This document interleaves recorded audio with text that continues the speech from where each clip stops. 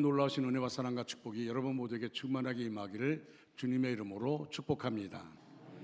우리 옆에 분들 같이 인사하겠습니다. 당신 하나님의 소중한 존재입니다. 힘내시기 바랍니다. 당신은 하나님의 소중한 존재이십니다. 힘내시기 바랍니다.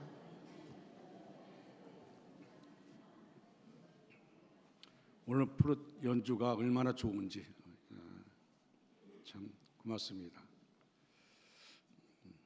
자주 해주시기 바랍니다. 가만히 생각해 보니까 5월 1일 날이 노동절이고 금요일이죠. 그리고 2일 날이 토요일이고 3일 날 주일이고 4일 날 5일 날이 어린이날이고, 그래서 1, 2, 3, 4 며칠인지 모르겠어요. 5일 동안? 5일 동안. 아마 어린이날이 겹쳐있기 때문에 우리 어린아이 있는 부모들은 참 힘들 겁니다. 근데 여러분, 온 세대 예배가 다음 주일에 있고 11시 예배는 온 가족이 같이 모여서 예배 드립니다. 그날 유아 세례가 있고 이번 유아 세례는 7명이 유아 세례를 받습니다. 또 오늘 또 등록하게 되면 몇 명이 될지 모르지만, 그리고 어린이 안수가 있습니다. 아마 그날은 또 부모들이 엽서를 전달하는 시간도 있고 그래가지고 설교는 짧을 겁니다. 다른 시간이 많아서. 그러나 같이 있는 시간을 가질 것 같습니다. 그날 엽서도 전달하고 부모 같이 안고 기도해주고 축복하고 그런 시간을 가지려고 합니다. 할아버지 할머니 같이 있는 분들은 또 좋은 모습으로 예배드릴 수 있겠죠. 그러니까 여러분들이 5월 1일부터 쉬는 거니까 아예 1일 날부터 어디 가지 마시고 아이들 잘 꼬셔가지고 그래서 예배 드리고 가자. 또 그날은 오후 예배가 없는 대신 교회 안에서 사진을 찍는 시간을 가지려고 합니다. 가족끼리 찍기도 하고 목장별로 찍기도 하고 또 남존도 여존데 또 같이 친한 사람들이 찍기로 하고, 그 찍은 사진을 핸드폰으로 찍어서 그래서 교회에 보내주면은 또 소중한 선물이 있다고 합니다. 여러분 기억하시고 5월 가정의 달을 맞이해서 정말 행복한 시간 가질 수 있도록 그렇게 협력해 주시기를 바랍니다. 아멘이 적은 거 보니까 이미 도망갈 생각을 하고 주의를 지키시기 바랍니다. 주의를 지키시고 가시기를 바랍니다. 테레사 수녀의 이야기를 하면서 시작하겠습니다. 인도의 캘커타에서 테레사 수녀가 주로 했던 일은 행여병자를 돌보는 것이었습니다. 그녀는 한 번도 사람들에게 예수 믿으라고 말하지 않았답니다. 하지만 그곳에 사는 인도 사람들은 테레사 수녀에 대하여 이렇게 말합니다. 지금까지 영국에서 수많은 선교사가 들어왔습니다. 우리는 그들이 전하는 하나님을 믿지 않았습니다. 하지만 테레사 수녀가 믿는 하나님을 우리는 믿습니다 라고 말했습니다. 요즘 한국 교회가 사회로부터 많은 비난을 받고 있습니다.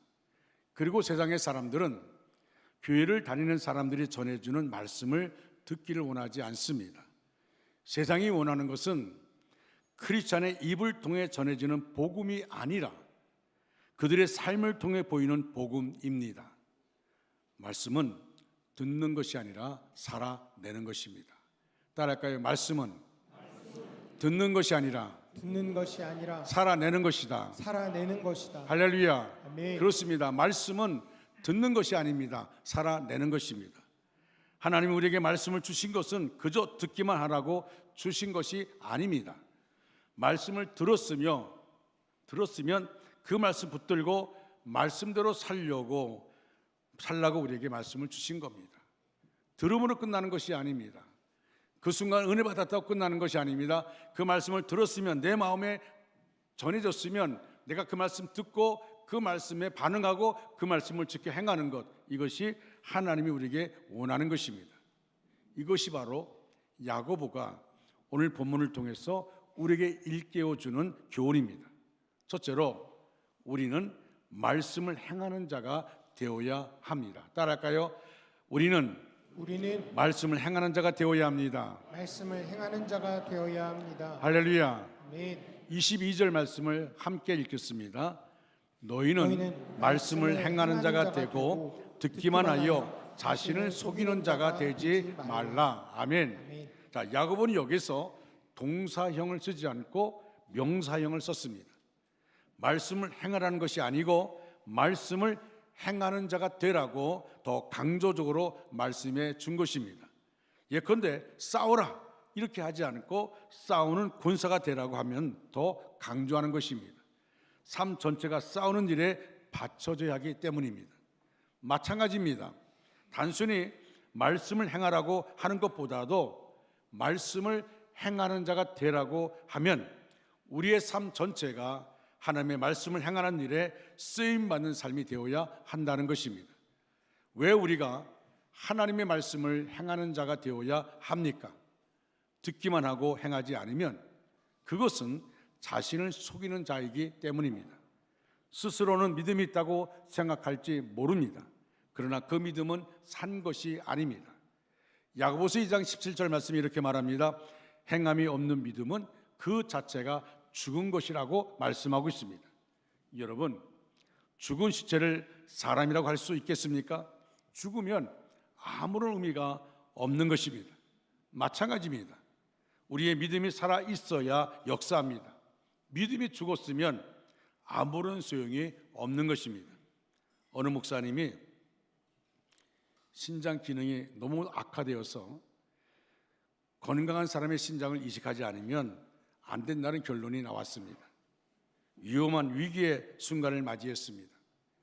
주일날 임시로 강단을 맡아 설교를 하게 된 유명한 목사님이 전후 사정을 설명한 후에 아무래도 교인들 가운데서 신장 기증자가 나와야 될 것이라고 말하면서 고통받는 주의 종을 위해서 신장을 기증할 뜻이 있는 사람은 손을 들어 표하라고 했습니다. 잠시 후 여기저기에서 손을 들기 시작하더니 거기 모인 1000여 명이 거의 다 손을 들었습니다. 그날 설교를 맡은 목사님은 감격하며 말했습니다. 여러분, 참으로 감격스럽습니다. 이처럼 주의 종을 사랑하는 사람이 많다는데 놀랍습니다. 그러나 신장은 한 사람의 것이면 되는데 이런 상황에서 어느 한 사람을 지적한다 하는 것은 덕스럽지 못하기 때문에 오리털 하나를 꺼내 입으로 푼 후 이 오리털이 머리 위에 내려앉은 사람을 신장 기증자로 선정하겠습니다. 그리고 우리는 주님의 뜻을 기다리며 조용히 기도하며 기다립시다. 드디어 오리털이 강단을 떠나 회중소로 날아가기 시작했습니다. 그런데 이게 웬일입니까? 오리털이 가까이 날아오면 사방에서 주여, 할렐루야, 아멘, 입바람에 섞여 나오는 다 주여 하는데 주여 하면서 입바람 부는 거예요. 주여. 그와 동시에 오리털은 다른 곳으로 날아갑니다. 오리털은 어느 머리 위에도 내려앉지 못했습니다. 이 이야기가 사실이든 아니든 우리의 신앙을 정직하게 비추는 거울 같은 이야기입니다. 사랑하는 성도 여러분, 우리는 너무 쉽게 말합니다. 주님 사랑합니다. 헌신하겠습니다. 순종하겠습니다. 그런데 막상 내가 감당해야 할 자리, 내가 희생해야 할 순간이 오면 우리는 슬그머니 뒤로 물러서고 있지 않습니까? 입으로는 아멘을 외치지만 삶으로는 피하고 있는 모습, 그것이 바로 오늘 우리의 모습일 수 있습니다. 야고보서의 말씀은 분명히 우리에게 외칩니다. 듣고만 있는 신앙, 말로만 하는 신앙은 아무 능력이 없다는 것입니다. 진짜 믿음은 행동으로 드러나는 믿음입니다. 진짜 사랑은 말이 아니라 희생으로 증명되는 사랑입니다. 오늘 하나님께서 우리에게 물으십니다. 너는 말로만 나를 사랑하느냐, 아니면 삶으로 나를 사랑하느냐? 이 시간 우리의 신앙을 결단해야 합니다. 이제는 형식적인 아멘이 아니라 삶으로 드리는 순종의 아멘이 되기를 원합니다. 두 번째로, 왜 하나님이 우리에게 말씀을 주셨습니까? 야고보는 우리에게 아주 충격적인 비유를 들려줍니다. 여러분, 오늘 본문에 23절, 24절 말씀을 함께 읽겠습니다. 시작. 누구든지 말씀을 듣고 행하지 아니하면 그는 거울로 자기의 생긴 얼굴을 보는 사람과 같아서 제 자신을 보고 가서 그 모습이 어떠했는지를 곧 잊어버리거니와. 아멘. 아멘. 자, 여러분, 거울을 왜 봅니까? 얼굴에 뭐가 묻었는지 확인하려고 보는 것입니다. 여러분, 하루에도 몇 번씩 거울 보지 않습니까? 저도 오늘 교회 나오기 전에 양복을 입고 넥타이를 메고 바르게 돼 있는지 몇 번 보고 그러고 나옵니다. 흐트러진 모습은 없는가? 그리고 거울을 보고 그리고 고치려고 보는 것입니다. 그런데 만약 거울을 보고도 아무것도 고치지 않고 그대로 돌아선다면 그 거울은 아무 의미가 없는 것입니다. 바로 이것입니다. 하나님 우리에게 말씀을 주신 이유는 우리의 상태를 보여주시기 위해서입니다. 우리의 죄를 깨닫게 하시기 위해서입니다. 우리의 잘못된 삶을 고치게 하시기 위해서입니다. 사랑하는 여러분, 말씀은 영혼의 거울입니다. 말씀을 통해서 내 모습을 보게 하시고, 말씀을 통해 내 죄를 깨닫게 하시고, 말씀을 통해 내 삶을 돌이키게 하시는 것입니다. 그런데 문제는 무엇입니까? 우리는 보고도 고치지 않습니다. 깨닫고도 돌아서지 않습니다. 감동하고도 변하지 않습니다. 그래서 야고보는 말합니다. 그 사람은 자기 자신을 속이는 사람이다라고 말합니다. 여러분, 말씀을 들을 때 찔림이 있습니까? 이건 내 이야기다 느껴집니까? 그렇다면 그 순간이 바로 하나님이 나를 고치라고 말씀하시는 순간입니다. 그런데 그걸 무시하고 돌아서면 어떻게 됩니까? 또 잊어버립니다. 또 반복합니다. 또 그대로 살아갑니다. 결국 변화 없는 신앙이 되는 것입니다. 신앙의 연륜은 쌓였다 할지라도 여전히 똑같습니다. 무시하니까, 그러니까 잊어버리니까, 은혜를 받았는데 잊어버립니다. 그러니까 계속해서 그대로 살아가는 것입니다. 나중에 뭐가 됩니까? 여러분, 말씀에 사도 바울이 말한 게 뭡니까? 경건의 모양은 있는데 이미 경건의 능력을 잃어버렸어요.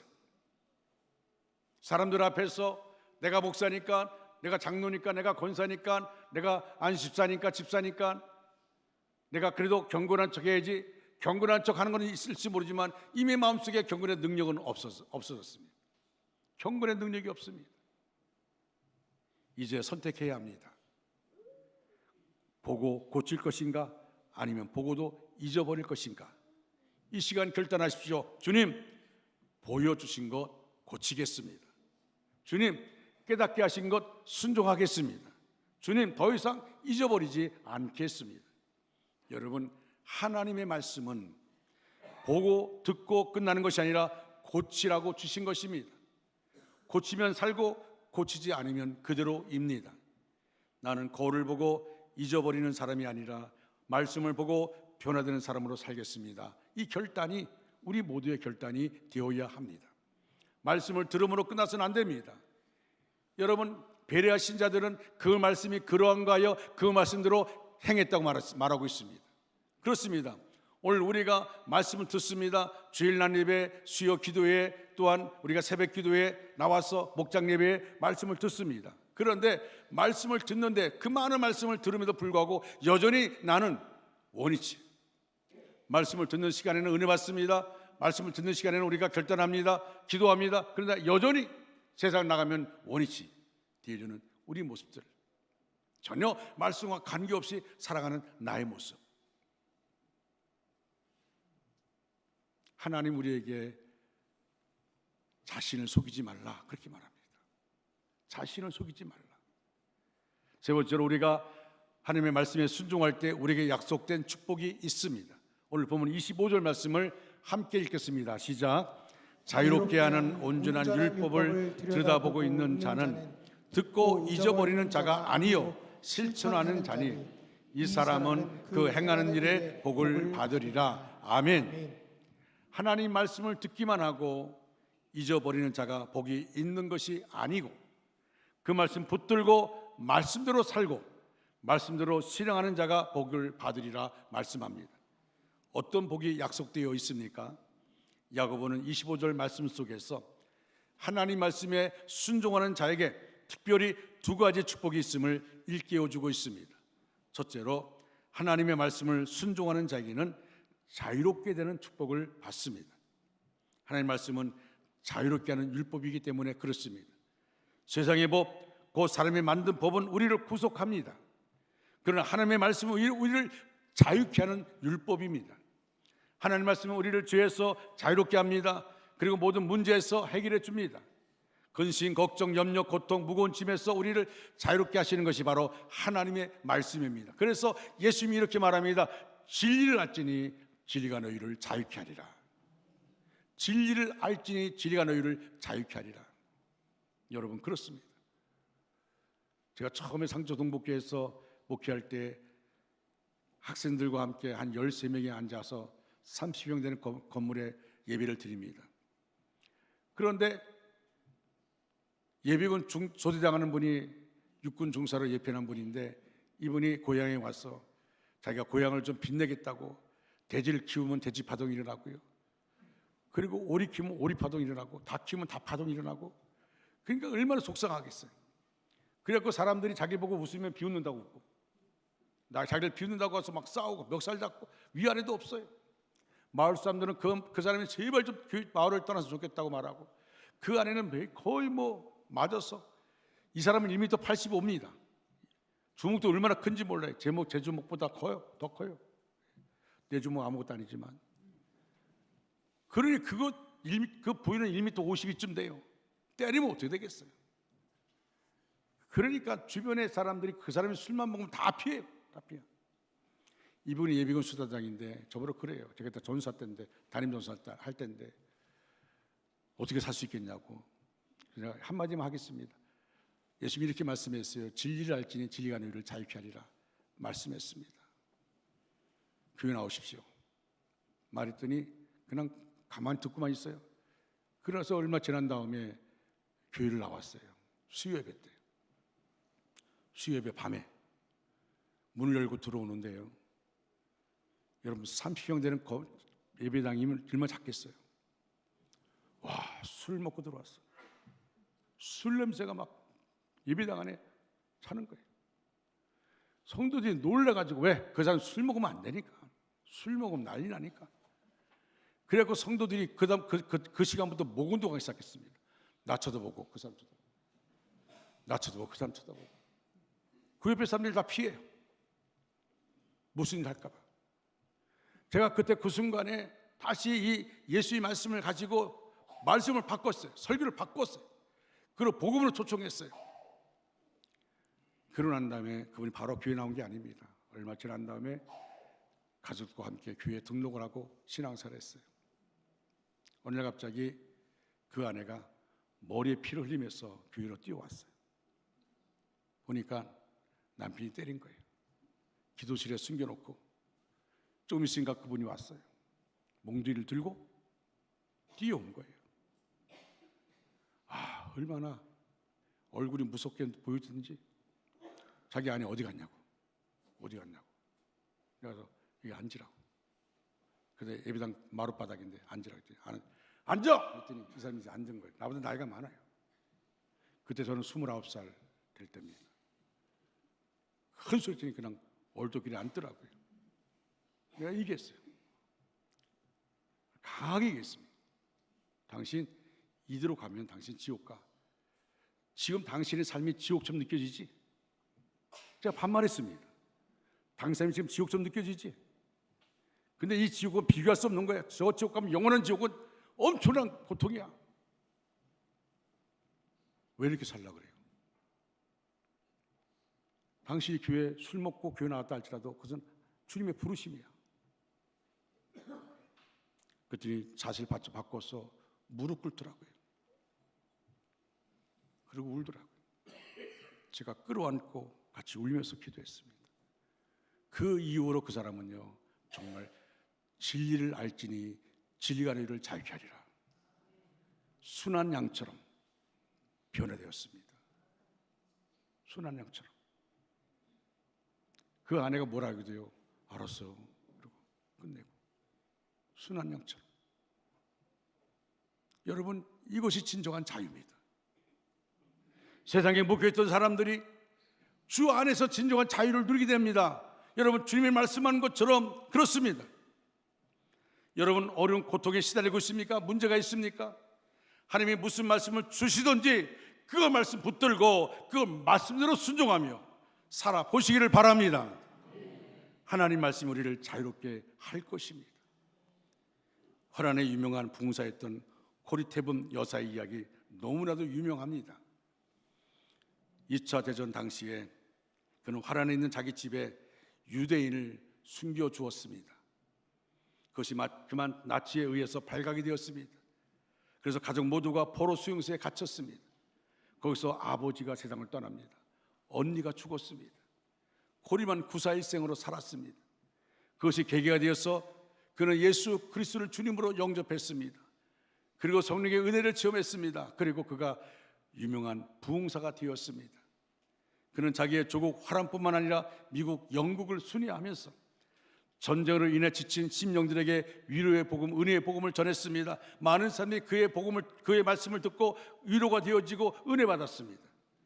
그러나 코리의 마음을 짓누르고 있는 고통이 있었습니다. 그가 당했던 고통을 생각하면서 늘 이러한 마음이 그를 짓누르고 있었습니다.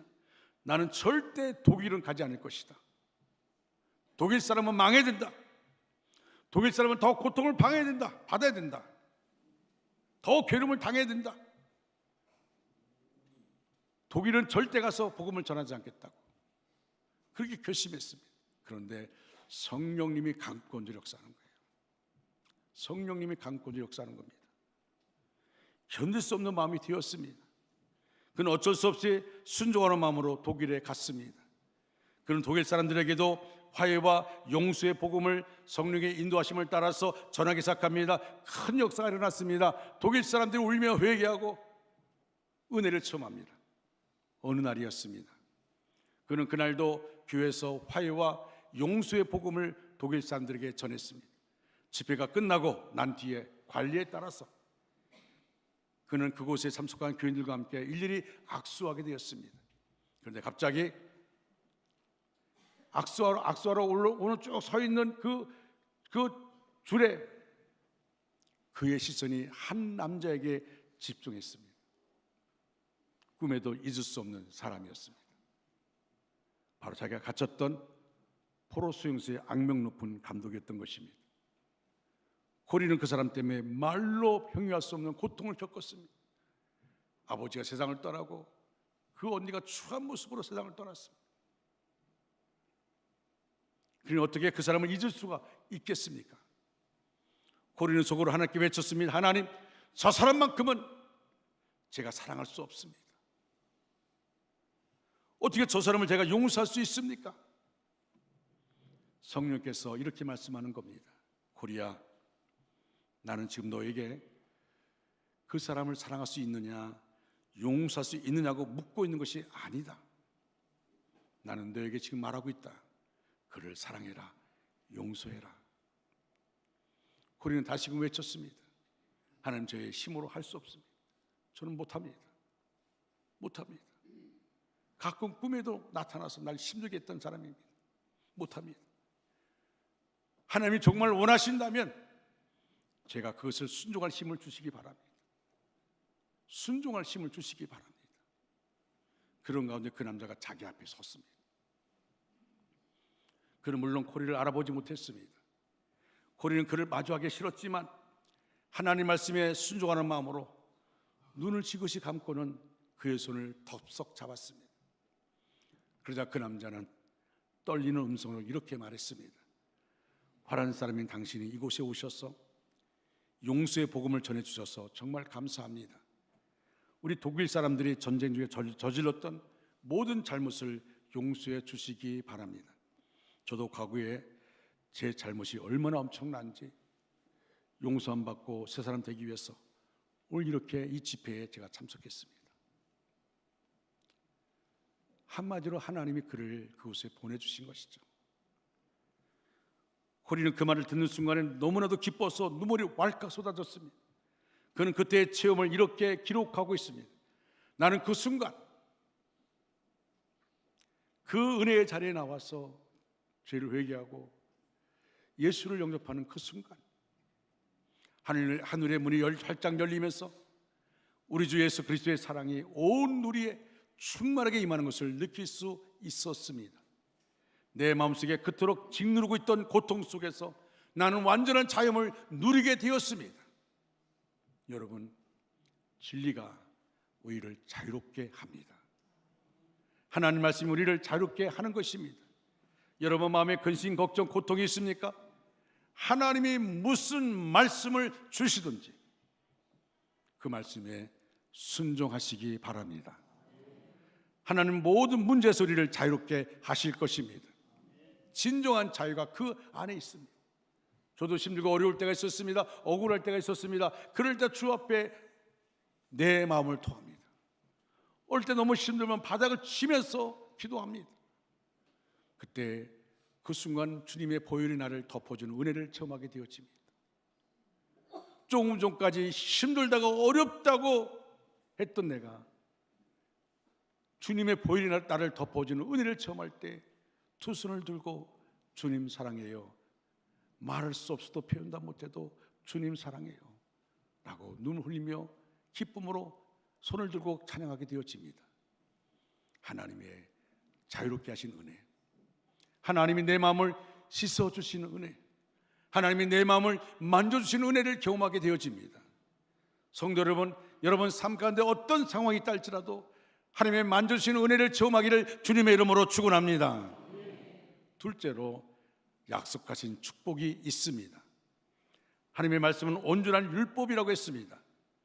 세상의 법은 온전하지 못합니다. 사람이 만든 법은 부족합니다. 자꾸 뜯어 고쳐야 합니다. 우리의 모든 욕구를 충족시킬 수 없습니다.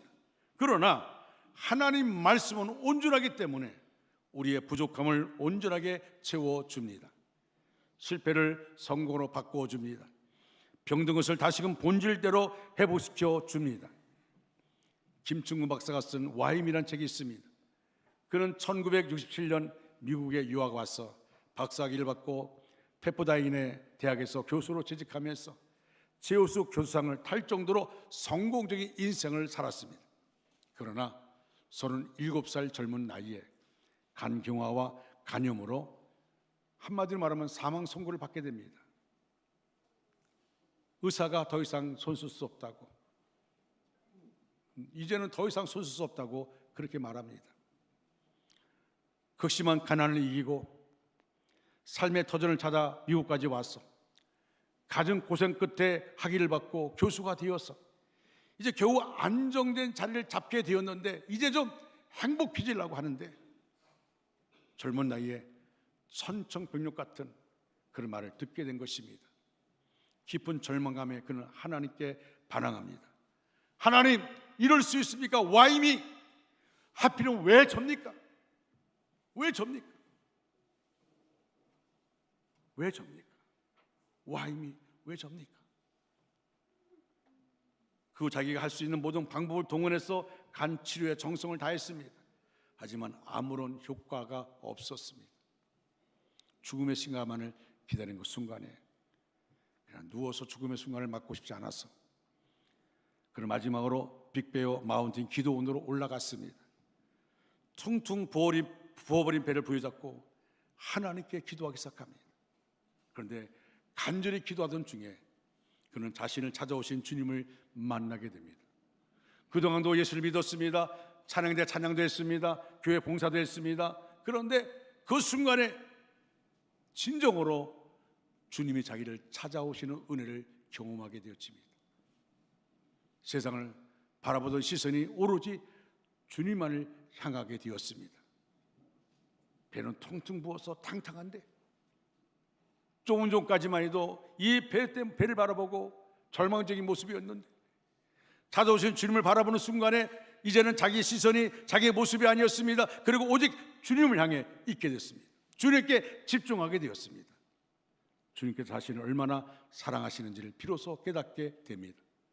기도 중에 그는 하나님께서 자신을 위해 큰 비전을 가지고 계시다는 사실을 알게 됩니다.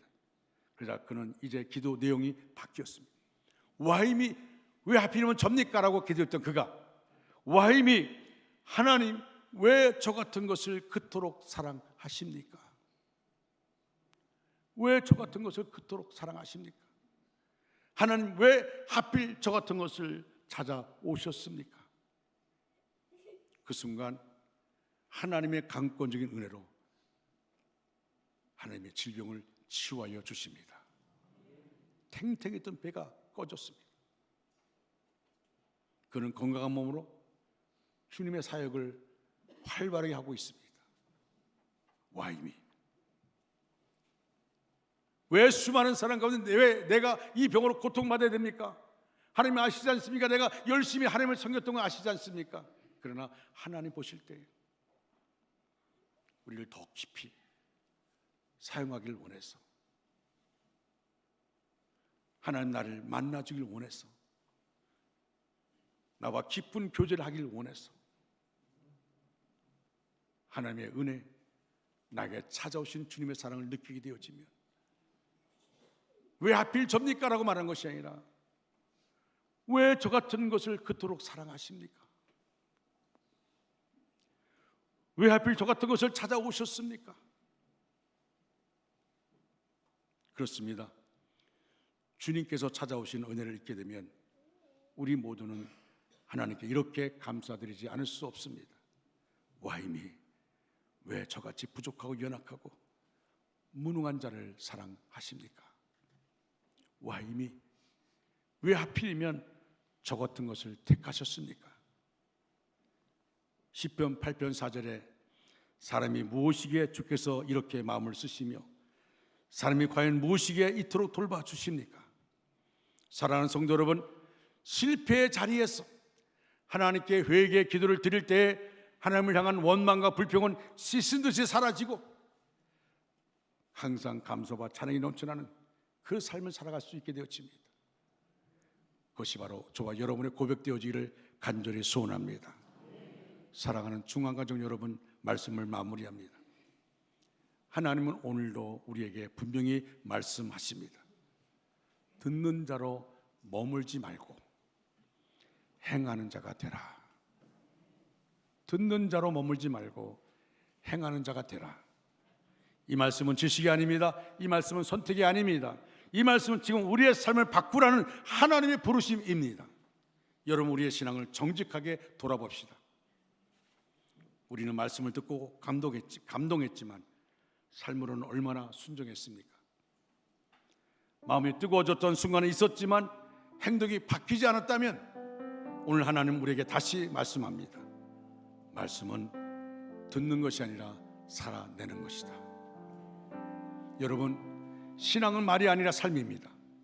믿음은 고백이 아니라 순종입니다. 오늘 이 자리에서 우리의 신앙을 더 이상 미루지 맙시다. 더 이상 다음으로 넘기지 맙시다. 지금 결단합시다. 하나님, 이제는 듣기만 하지 않겠습니다. 말씀 붙잡고 살겠습니다. 손해가 와도 순종하겠습니다. 내 감정보다도 말씀을 선택하겠습니다. 이 결단이 우리의 입술에서 끝나지 않고 우리의 발걸음이 되기를 주님의 이름으로 축원합니다. 이제 우리 모두 자리에서 일어나서 회개와 결단으로 하나님 앞에 찬양으로 나갑시다. 찬양은 단순한 노래가 아닙니다. 하나님께 드리는 입술의 고백이요 살아있는 기도입니다. 찬양할 때 우리의 마음이 열리고 고백할 때 우리의 믿음이 세워지며 기도할 때 하나님의 역사가 임합니다. 그러므로 이 시간 형식적인 노래가 아니라 우리의 심령 깊은 곳에서 터져나오는 고백으로 찬양합시다. 같이 찬양하겠습니다.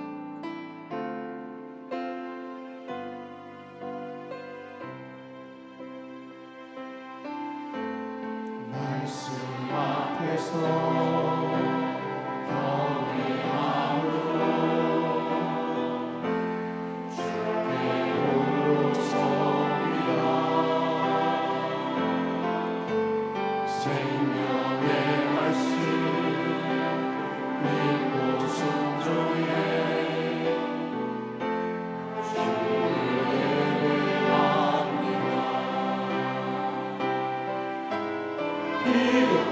말씀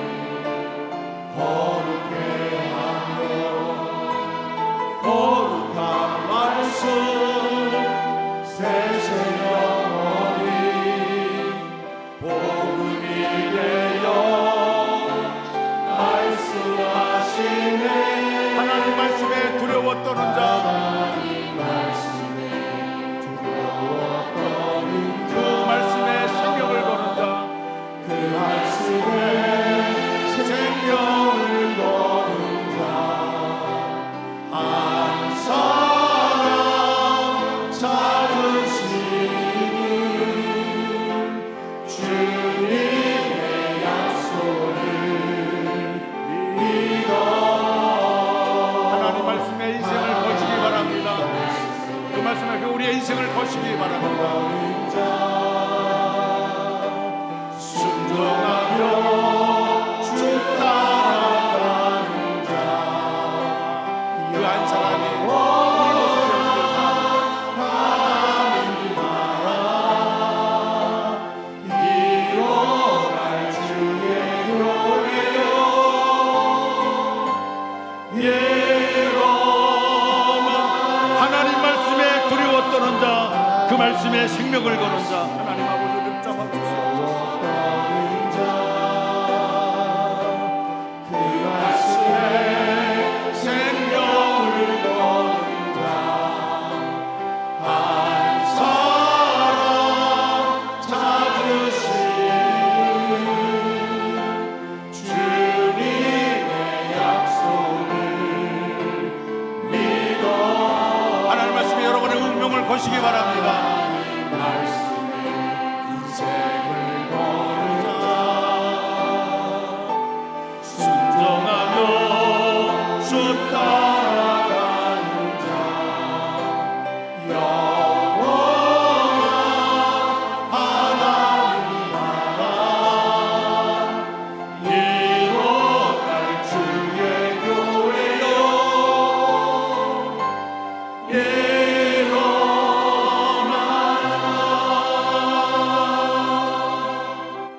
사랑하는 성도 여러분, 지금은 하나님 앞에 우리의 심령을 쏟아놓을 시간입니다. 말씀을 들었고 찬양으로 고백했습니다. 이제는 우리의 입술을 열어 하나님께 부르짖을 시간입니다. 여러분 다 같이 따라하시기 바랍니다. 하나님, 우리 안에 말씀을 맡고 있는 우리 안에 말씀을 맡고 있는 죄와 습관을 끊어 주옵소서. 죄와 습관을 끊어 주옵소서. 듣기만 하는 신앙이 아니라 듣기만 하는 신앙이 아니라 삶으로 순종하는 믿음 되게 하옵소서. 삶으로 순종하는 믿음이 되게 하옵소서. 연약한 나를 붙드시고 연약한 나를 붙드시고 말씀대로 살아갈 힘을 부어 주옵소서. 말씀대로 살아갈 힘을 주옵소서. 이 시간은 형식이 아닙니다. 체면이 아닙니다. 살아계신 하나님 앞에서 우리 심령을 쏟아놓는 시간입니다. 회개의 눈물이 터지게 하시고 막혔던 영이 열리게 하시고 상한 마음이 치유되게 하시고 가정을 위해 부르짖으십시오. 자녀를 위해 부르짖기 바랍니다. 교회와 다음 세대를 위해 부르짖기 바랍니다. 성령의 불이 임하도록 전심으로 온 마음으로 간절하게 지금 이 시간 다 같이 통성으로 기도하겠습니다. 거룩하신 하나님 아버지, 말씀을 듣고도 순종하지 못했던 죄를 용서하여 주옵소서.